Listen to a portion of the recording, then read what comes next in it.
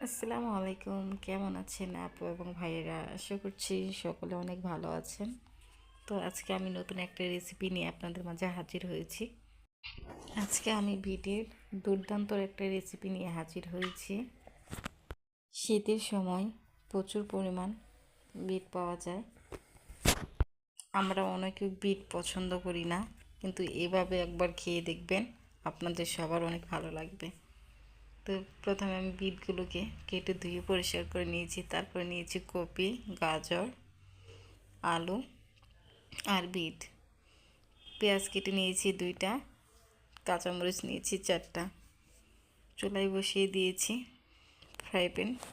Fry প্যানটা গরম হওয়ার পরে দিয়ে দিয়েছি তেল। দিয়ে দিচ্ছি পেঁয়াজ কুচি, জিরা, তেজপাতা। জিরাটা দিলে আমার কাছে অনেক ভালো লাগে, তাই আমি দিই। আপনারাও দেওয়ার চেষ্টা করবেন, আশা করি আপনাদেরও অনেক ভালো লাগবে। হালকা ব্রাউন কালার চলে আসার পরে দিয়ে দিচ্ছি কাঁচামরিচ। তারপর দিয়ে দিব আমার সবগুলো উপকরণ: আলু, গাজর, কপি এবং বিট। 4-5টা আমি নাড়িয়ে নিচ্ছি। এ পর্যায়ে চুলার আঁচটা মিডিয়াম টু লো আঁচে রাখতে হবে। এটা খাওয়া কিন্তু শরীরের জন্য অনেক ভালো। তারপরে দিয়ে দিচ্ছি লবণ। আপনারা আপনাদের পরিমাপ মতো লবণটা দিয়ে নেবেন। এভাবে বাসায় একবার ট্রাই করবেন, আপনাদের অনেক ভালো লাগবে।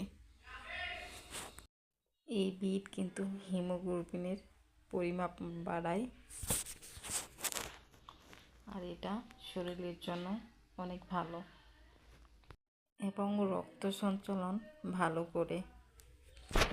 এটা অবশ্যই সবার খাওয়া উচিত। শীতের সময় বিশেষ করে এটা বেশি পাওয়া যায়। এই তো আমার ভাজি রান্না প্রায় শেষের দিকে, আপনাদেরকে পরিবেশন করে দেখাচ্ছি সর্বশেষ লুক কেমন হয়েছে আমার বিট ভাজিটা। সবাই জানাবেন, আর আমার এই রেসিপিটা ফলো করে বাসায় সবাই ট্রাই করবেন। আশা করি আপনাদেরও অনেক ভালো লাগবে। এটা পোলাও, ভাত, রুটি যে কোনো কিছুর সাথে পরিবেশন করতে পারেন।